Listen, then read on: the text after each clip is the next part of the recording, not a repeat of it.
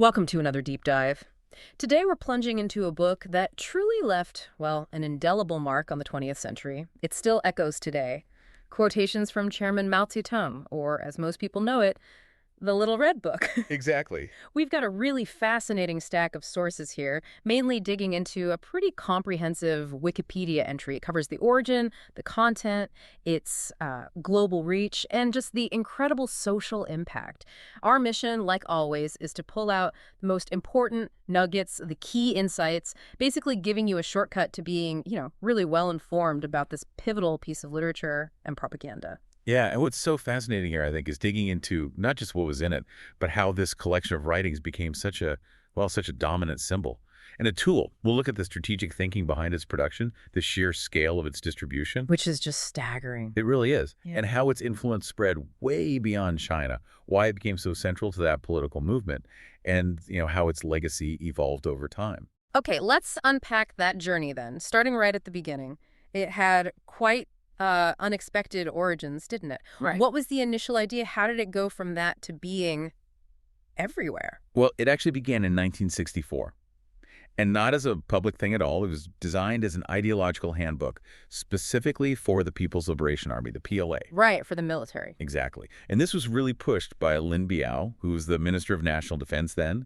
He was big on integrating Mao's texts, examples of model soldiers like Lai Feng, into the daily drills. He even made the PLA daily newspaper publish a Mao quote every single day. Wow. So like a daily dose of Mao's thought baked right into military life, a core part of training, almost. Pretty much, yeah. It underlines that practical internal origin. Okay, so how did it jump from that, from internal military use, to becoming this much bigger phenomenon? Well, first there was a draft titled 200 Quotations from Chairman Mao. That was prepared. Then they did revisions, piloted in some PLA units. Then the General Political Department put out an internal version in May '64. That one had 30 topics, 355 quotes. It included that famous slogan, "Workers of the world, unite." Ah. And endorsements from Lin Biao, quotes from Lai Feng, too. And the cover, the really famous red one, was that there from the start? Surprisingly, no. Early internal versions, they actually had blue covers. Or white. The version we really think of, the definitive 1965 one, that had the 33 chapters, 427 quotes, all pulled from Mao's stuff between 29 and 64. That's the one that got the distinct red vinyl cover. And when did that happen, the red cover? That started in August '65. And the reason was pretty practical, Oh, yeah. just to make it more durable for field work. Which makes sense, for a military handbook. Yeah, that's logical for Army use. But practicality doesn't quite explain the explosion beyond the Army, does it? How did it make that leap? The demand ballooned. It went way beyond what the military initially needed or intended. Right. So in August 1966, the People's Publishing House took over the printing. They made it widely available to everyone through the Xinhua bookstores. And then the Ministry of Culture set this, almost unbelievable goal. What was that? They said 99% of the population of China to read Chairman Mao's book. 99%. That's huge. It's incredible. It pushed the whole Chinese printing industry to its absolute limit. Provinces were building hundreds of new printing houses just for this one book. That kind of logistical effort is just hard to imagine. What effect did that singular focus have on, say, other publications, maybe even core ideological texts? Oh, it was a massive disruption. Huge. Plans for publishing other things like, new volumes of the complete works of Marx and Engels, they got seriously delayed or just shelved. Right. Yeah. Millions of copies of other important texts were basically left sitting in warehouses because, and this is a quote, they should not interfere with learning quotations from Chairman Mao Zedong. The Little Red Book took absolute priority. So it was like a national obsession for a while there. When did that intense focus start to fade? What changed? The emphasis started to decrease after the Ninth Party Congress, which was in April 1969. But the real turning point came later. On February 12, 1979, the publicity department of the CCP, under new leadership after Mao, ordered a complete halt to its publication. A complete stop. Why? They basically said the quotations book was a, quote, distortion of Mao Zedong thought, and that it had a widespread and pernicious influence. It marked a really significant shift in the political winds. Okay, so given that whole history, what about the physical book itself? We picture this tiny pocket-sized thing. Was it always like that? Well, the most common ones, the ones they produced in the largest numbers, were definitely compact, designed to fit in a pocket, easy to carry, easy to study, Yeah. for practice learning and application, as they put it. Right. But interestingly, it was actually published in 32 other common sizes. 32. Wow. Yeah. The biggest was apparently as large as a newspaper, the reference news. And the smallest was the size of a matchbox. A Matchbox edition. That's tiny. Right. And the covers varied a lot, too, not just the red vinyl. There were paper covers, cloth, silk, even leather editions.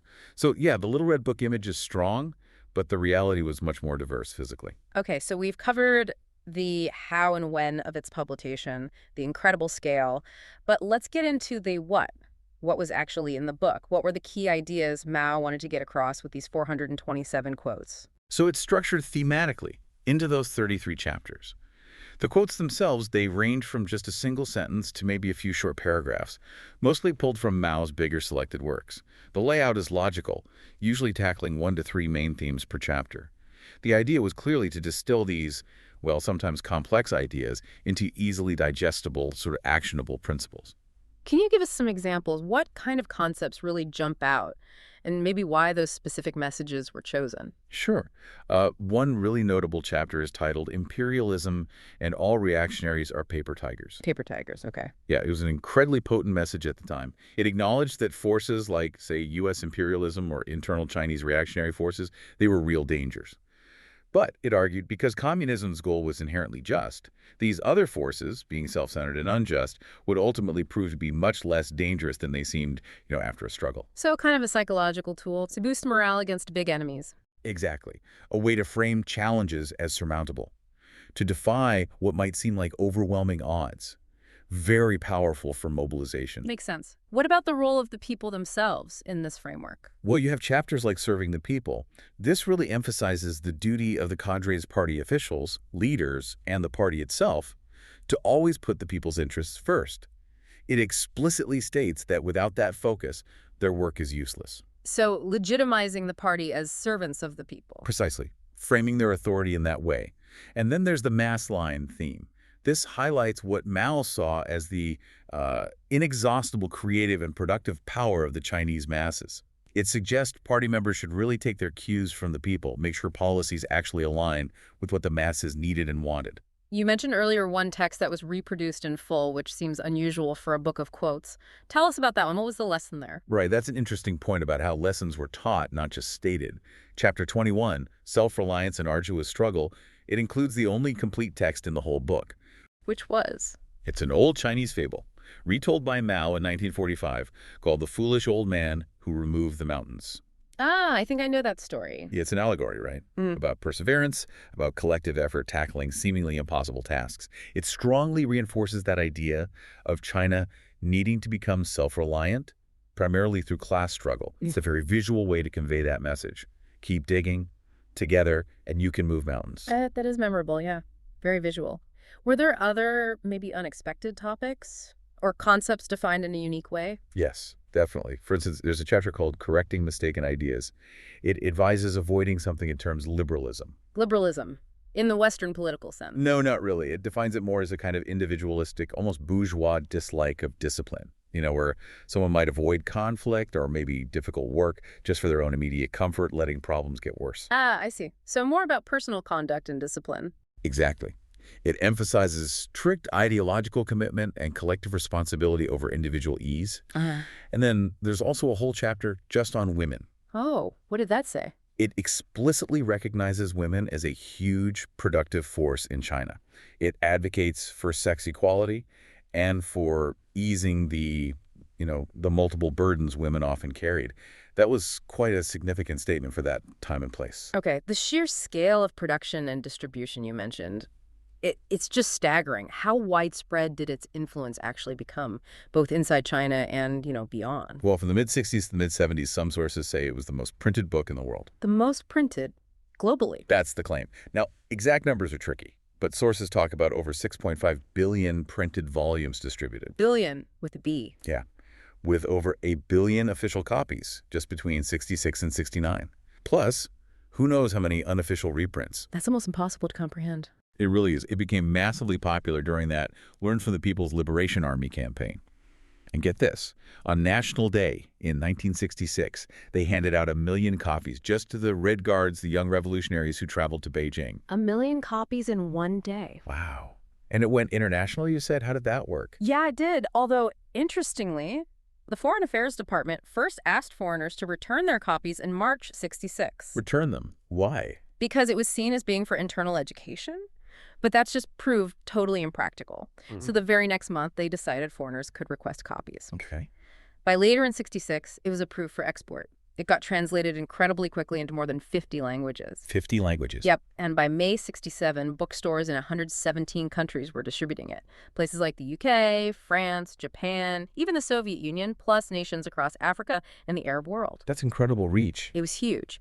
Though after the publication halt in China in '79, foreigners asking for it were usually offered Mao's bigger selected works instead. Right, so it became this truly global symbol. What was the social impact, both inside China during its peak and in these other parts of the world? And how did people's view of it change? Okay, so inside mainland China, particularly in the 1960s during the Cultural Revolution, that really turbulent period Mao initiated, Right. it was the single most visible icon, even more visible than pictures of Mao himself sometimes. Propaganda posters, Yeah. almost everyone in them is holding a copy. People literally swore oaths on it. It was deeply woven in the fabric of daily life and political ritual. But then, after the Cultural Revolution ended in '76, and Deng Xiaoping rose to power, Things changed. dramatically, its importance just plummeted. Clarifying Mao's quotes started to be seen as left deviationism, like being too radical, and a sign of that problematic cult of personality. So what's its status now in China? Today, mostly, it's viewed as a piece of nostalgia. Yeah. You won't easily find it in regular bookshops. However, rare printings, especially from that peak era, can fetch really high prices from collectors. Like a 1964 version sold for US $15,000. $15,000. Wow. Yeah. It still sometimes gets given as a gift, maybe for personal events, or sometimes even when public funds are involved, weirdly enough. But its official political weight, that's largely gone. Okay. And what about outside China? How did it influence other groups, other leaders, perhaps in ways you wouldn't expect? Well, in Africa, for example, it directly inspired similar kinds of political texts. You had quotations from President Karume in Zanzibar and axioms of Kwame Nkrumah in Ghana.